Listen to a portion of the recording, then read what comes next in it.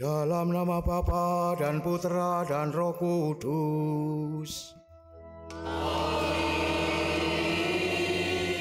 Semoga rahmat Tuhan kita Yesus Kristus, cinta kasih Allah dan persekutuan Roh Kudus bersamamu.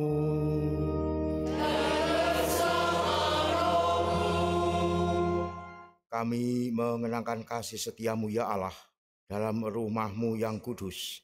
Seperti namamu memenuhi seluruh bumi, demikian juga kemasyuran-Mu ya Allah. Tangan kananmu penuh dengan keadilan. Saudara-saudari, kita memasuki hari Minggu biasa yang ke-14. Betapa bangganya kita ketika bisa melakukan sesuatu dengan sukses. Biasanya kalau kita mengalaminya demikian, tergodalah kesombongan segera mengikuti. Namun hari ini kita diajak untuk melintasi kebanggaan itu, yaitu dengan melihat ke dalam. Dari mana kesuksesan itu berasal? Kesuksesan terjadi bukan karena kita merasa bisa, tetapi semata-mata karena campur tangan Allah. Maka tidak ada tindakan lain kecuali menyangkal diri dan berserah seutuhnya kepada Allah. Dengan demikian kita akan mendapatkan kesuksesan yang luar biasa, yakni nama kita tercatat di surga. Menyadari kelemahan kita, maka mari kita akui kita ini orang berdosa, kita mohon ampun supaya kita diperkenankan untuk merayakan peristiwa yang menyelamatkan ini. Saya mengaku kepada Allah yang Maha Kuasa dan kepada saudara sekalian bahwa saya telah berdosa dengan pikiran dan perkataan, dengan perbuatan dan kelalaian. Saya berdosa, saya sungguh berdosa. Oleh sebab itu saya mohon kepada Santa Perawan Maria, kepada para malaikat dan orang kudus, dan kepada saudara sekalian, supaya mendoakan saya pada Allah Tuhan kita. Semoga Allah yang Maha Kuasa mengasihani kita, mengampuni dosa kita, dan menghantar kita ke hidup yang kekal.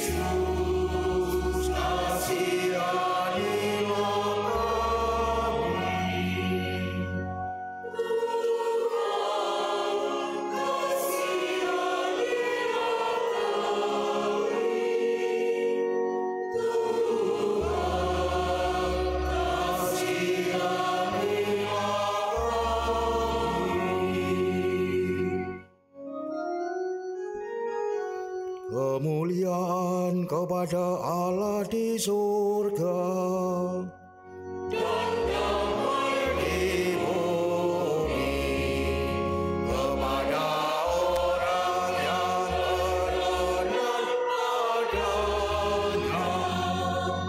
Kami memuji Dia, kami meluhurkan Dia.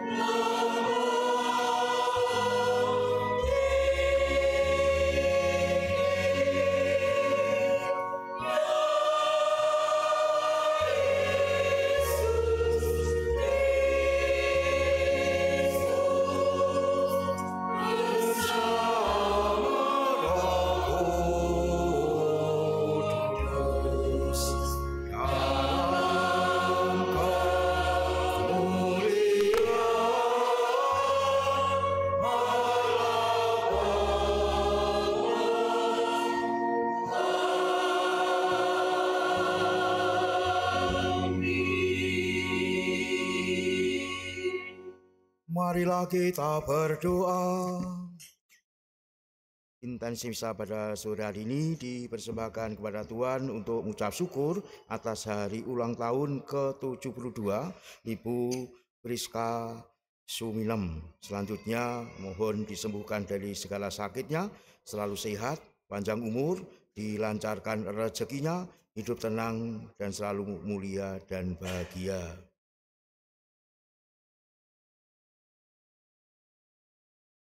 Ya Allah, dalam diri putramu Engkau berkenan mengalirkan damai sejahtera bagi kami. Semoga kami pun selalu rela dan siap sedia menjadi utusan-Mu untuk mewartakan damai sejahtera-Mu bagi setiap orang yang kami jumpai, sehingga semakin banyak orang yang beriman kepadamu. Dengan pengantaran Yesus Kristus, Putra-Mu Tuhan kami, yang bersama dengan Diko dalam persatuan Roh Kudus, hidup dan berkuasa Allah sepanjang segala masa.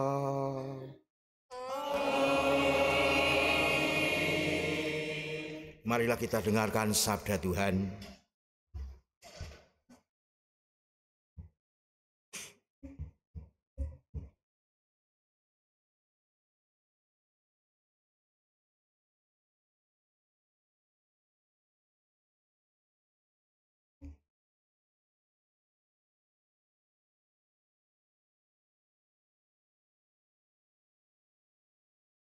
Bacaan dari kitab Yesaya.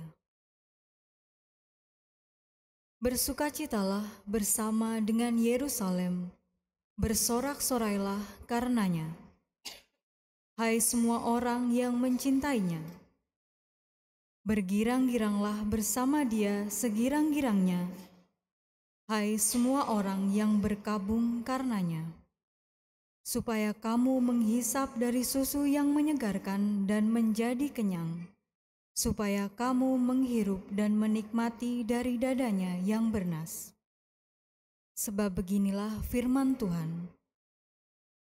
Sesungguhnya, Aku mengalirkan kepadanya keselamatan seperti sungai, dan kekayaan bangsa-bangsa seperti batang air yang membanjir. Kamu akan menyusu, akan digendong, dan akan dibelai-belai di pangkuan. Seperti seseorang yang dihibur ibunya, demikianlah kamu akan kuhibur.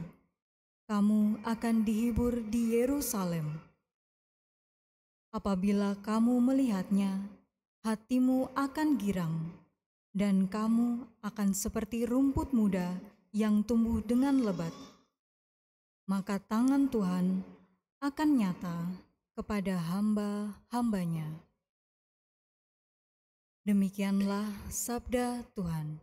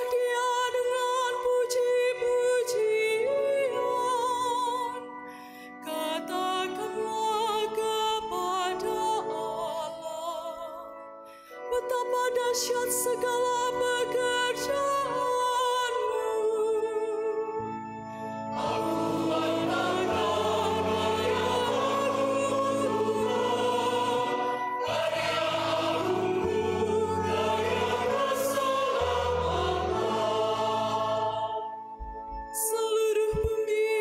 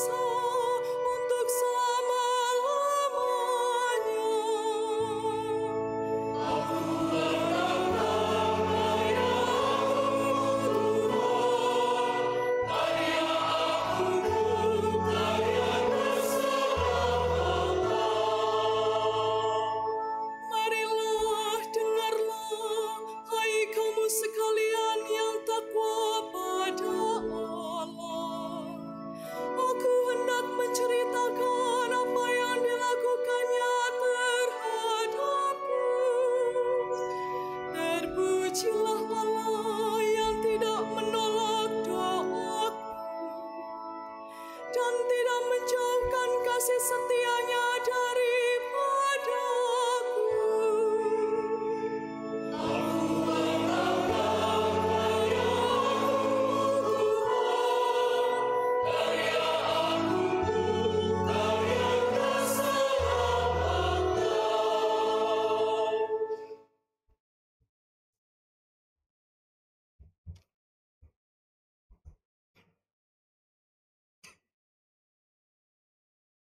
Bacaan dari surat Rasul Paulus kepada jemaat di Galatia.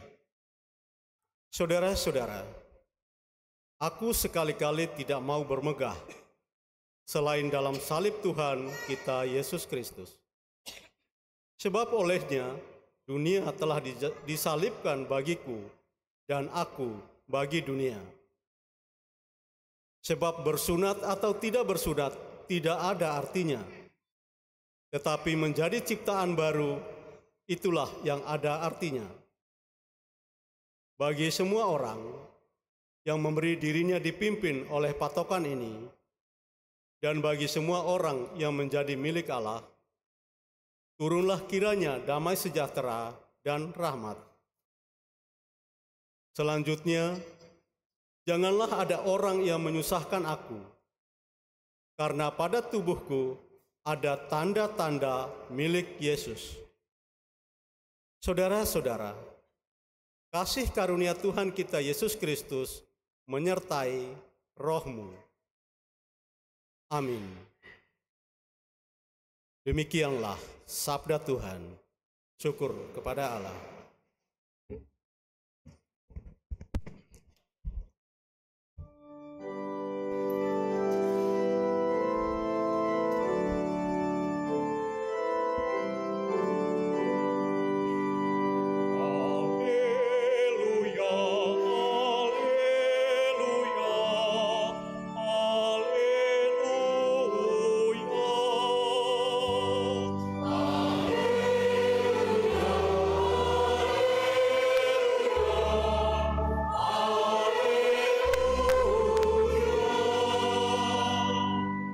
Hendaklah damai sejahtera Kristus menguasai hatimu,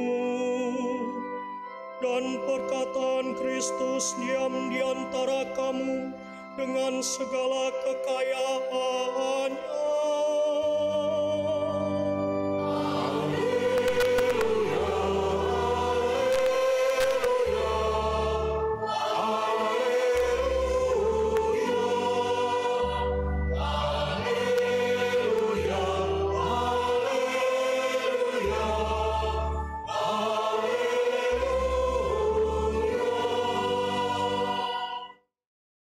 Tuhan bersamamu.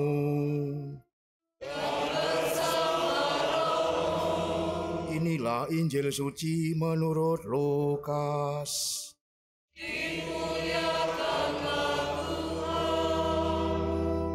Sekali peristiwa Tuhan menunjuk 70 murid yang lain. Ia lalu mengutus mereka berdua-dua mendahuluinya ke setiap kota dan tempat yang hendak dikunjunginya. Katanya kepada mereka, tuaian memang banyak, tetapi pekerja sedikit. Sebab itu mintalah kepada Tuan pemilik tuaian, agar ia mengirimkan pekerja-pekerja untuk tuaian itu. Pergilah, sesungguhnya aku mengutus kamu seperti anak domba ke tengah-tengah serigala. Janganlah membawa pundi-pundi, atau kantong perbekalan atau kasut, dan janganlah memberi salam kepada siapapun selama dalam perjalanan. Kalau kamu memasuki suatu rumah, katakanlah lebih dahulu, damai bagi rumah ini. Jika di situ ada orang yang layak menerima damai, maka salammu itu akan tinggal padanya. Tetapi jika tidak, salammu itu kembali kepadamu. Tinggallah dalam rumah itu, makan dan minumlah apa yang diberikan kepadamu, sebab seorang pekerja patut mendapat upahnya. Janganlah berpindah-pindah rumah. Jika kamu masuk ke dalam sebuah kota dan diterima di situ, makanlah apa yang dihidangkan kepadamu, dan sembuhkanlah orang-orang sakit yang ada di situ. Dan katakanlah kepada mereka, kerajaan Allah sudah dekat padamu. Tetapi jika kamu masuk ke dalam sebuah kota dan kamu tidak diterima di situ, pergilah ke jalan-jalan raya kota itu dan serukanlah, juga debu kotamu yang melekat pada kaki kami kebaskan di depanmu. Tetapi ketahuilah ini, kerajaan Allah sudah dekat. Aku berkata kepadamu, pada hari itu Sodom akan lebih ringan tanggungannya daripada kota itu. Sesudah menyelesaikan perutusannya, ke-70 murid itu kembali dengan gembira dan berkata, Tuhan, setan-setan pun takluk kepada kami demi namamu. Lalu kata Yesus kepada mereka, Aku melihat iblis jatuh seperti kilat dari langit. Sesungguhnya aku telah memberi kamu kuasa untuk menginjak ular dan kalajengking dan kuasa atas segala kekuatan musuh, sehingga tidak ada yang akan membahayakan kamu. Namun demikian, janganlah bersukacita karena roh-roh itu takluk kepadamu, tetapi bersukacitalah karena namamu terdaftar di surga. Demikianlah sabda Tuhan.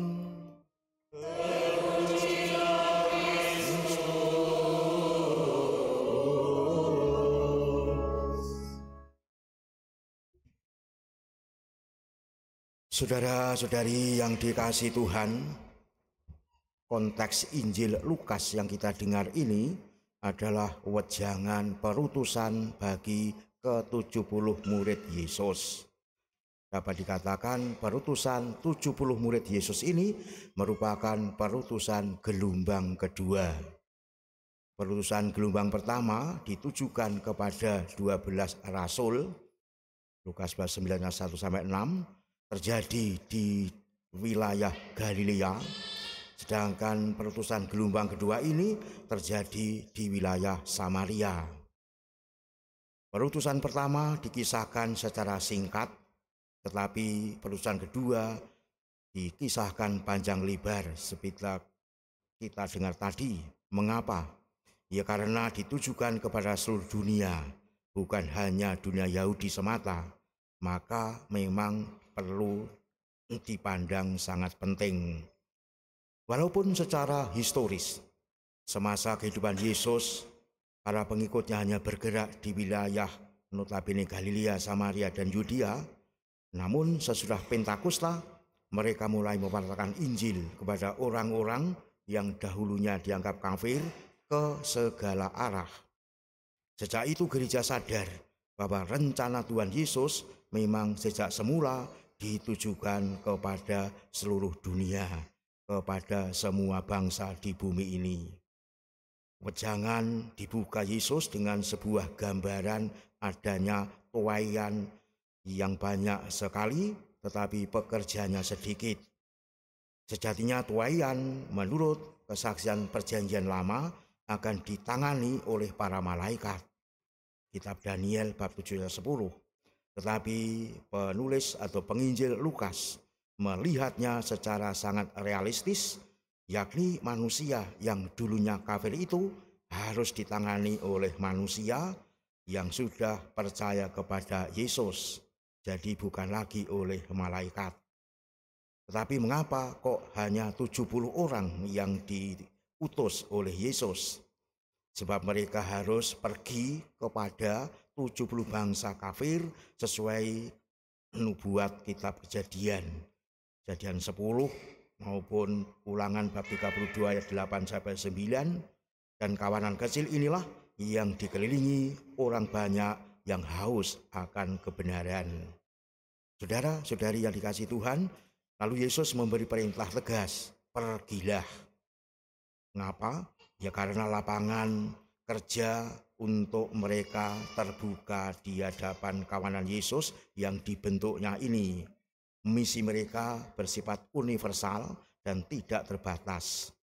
Di sini Yesus menegaskan Aku diutus oleh Bapa Surgawi, ayat 16 yang kita dengar tadi, dan diutus kepada kamu. Kamu terlibat dalam karya Allah sendiri melalui aku. Melalui kamu, manusia percaya kepadaku atau tidak percaya kepadaku. Bila manusia percaya kepadaku, ia mulai bersekutu dengan sumber kehidupan, yaitu Allah sendiri.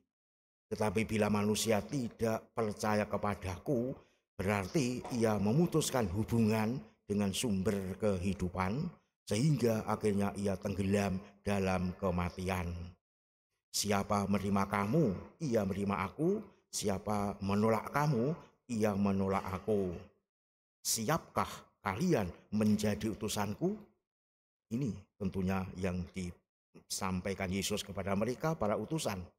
Jika siap, maka pergilah, jangan ragu-ragu, atau bahasa Jawanya gujag-gajeg, tetapi maju dengan tanpa takut, tanpa mengalami kegentaran.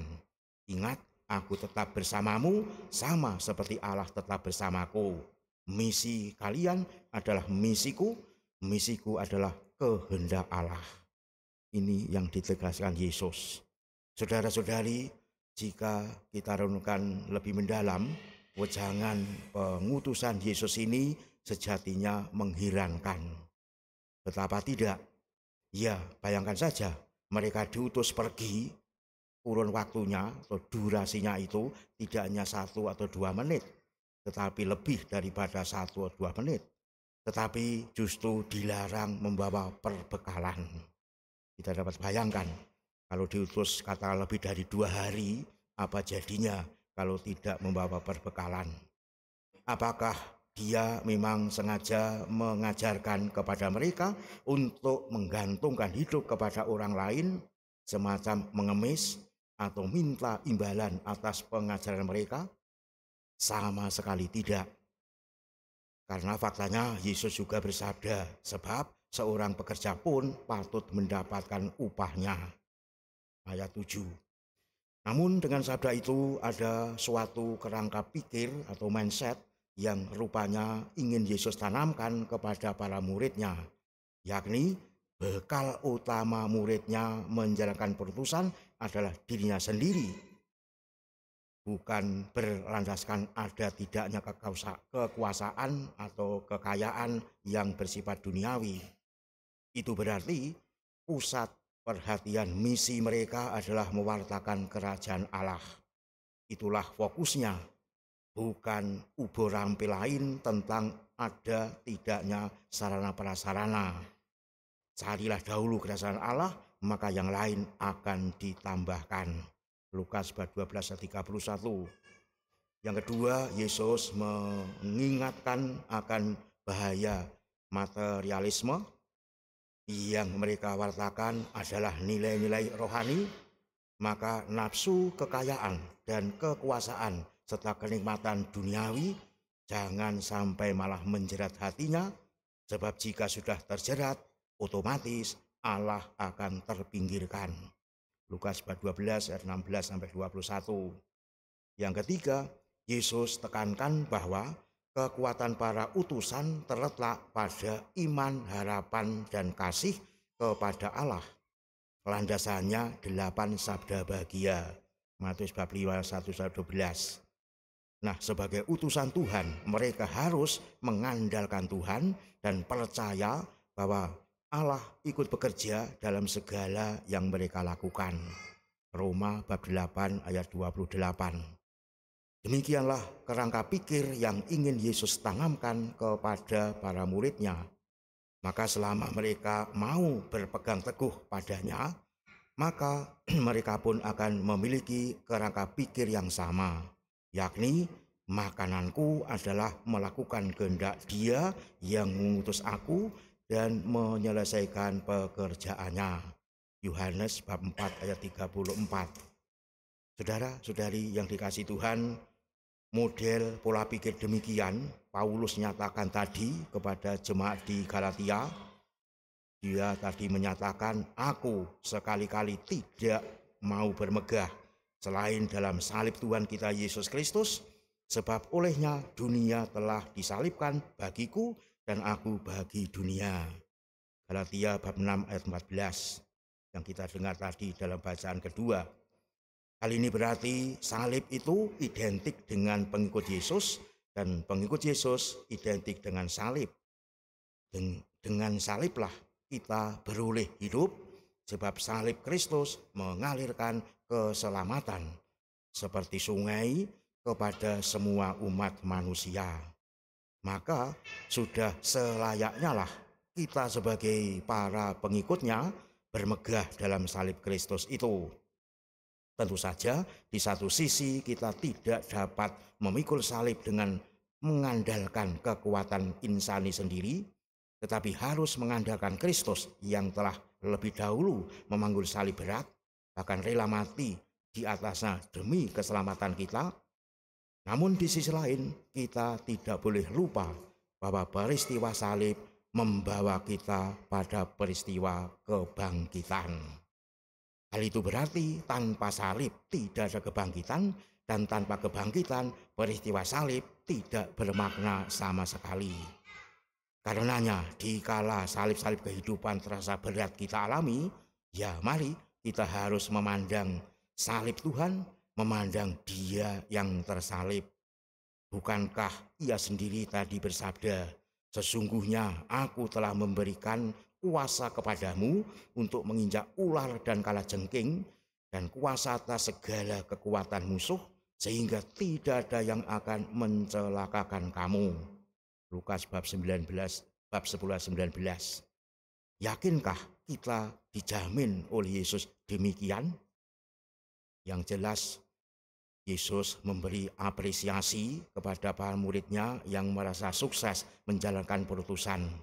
Dia tadi menyatakan kalian gembira atas tunduknya roh-roh jahat itu kepadamu. Jadi kalian bergembira atas kemerdekaan yang mulai terwujud di bumi ini. Aku dukung sepenuhnya sukacitamu itu. Tetapi ingatlah juga bahwa di balik kemerdekaan itu ada sesuatu yang lebih berharga, yakni manusia dapat mengambil bagian nyata dalam kerajaan Allah dan namamu terdaftar di surga. Inilah yang sungguh membirakan, namamu terdaftar di surga. Kita sudah masuk DPT, daftar pemilih tetap, bukan masih diragukan. Maka jangan sampai kita sudah mendapat ketetapan malah diijolke, sesuatu yang kadang-kadang aneh bin ajaib. Ini yang perlu kita renungkan dalam-dalam. Kita sungguh telah terdaftar di surga. Itu terjadi ya karena kita telah difasilitasi oleh pribadi ilahi, yakni Yesus Kristus. Soalnya, apakah kita sungguh percaya kepada Dia? Dengan kita yakin, kita benar-benar pada pribadi Dia percaya sepenuhnya, Dia benar-benar telah menyatakan jaminannya ini, bahwa kita dapat ikut serta dalam kerajaan Allah, jelas bukan karena jasa kita, tetapi jasa pribadi ilahi ini yang benar-benar memfasilitasi kita. Dengan demikian kita benar-benar sungguh berbahagia. Dalam arti ini kita benar-benar dikaruniai oleh Allah untuk mengalami kebahagiaan bersamanya. Propesiat, kalian telah menjadi pemimpin-pemimpin dunia baru, terutama di era kita ini, di era Jubileum 2025, kita mengikuti apa yang benar-benar diharapkan oleh almarhum Paus Fransiskus yang telah menyatakan tahun 2025 sebagai tahun Jubileum Spes non confundit, pengharapan tidak membawa kekecewaan. Roma bab 5 ayat 5. Inilah yang kita jalani. Semoga kita benar-benar menjadi utusan-utusan Allah yang membawa harapan, di mana kita senantiasa dijamin oleh Dia Sang Penjamin sejati. Kemuliaan kepada Bapa dan Putra dan Roh Kudus, seperti pada permulaan, sekarang, selalu, dan sepanjang segala abad. Amin.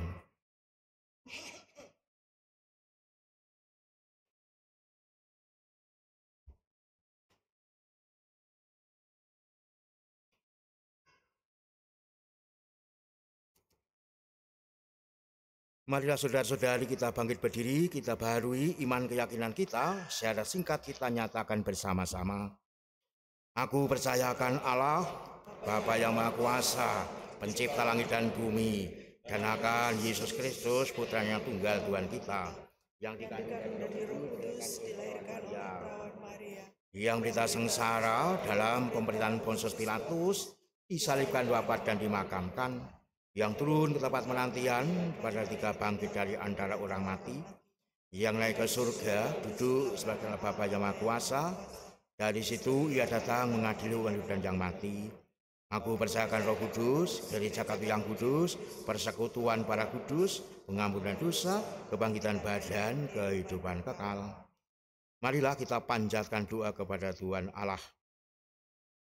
Saudara-saudari, kita adalah umat yang dikasihi Allah. Maka marilah berdoa kepada Bapa di surga supaya dilimpahi perdamaian sejati, persatuan, dan rekonsiliasi. Marilah kita mohon kepadanya.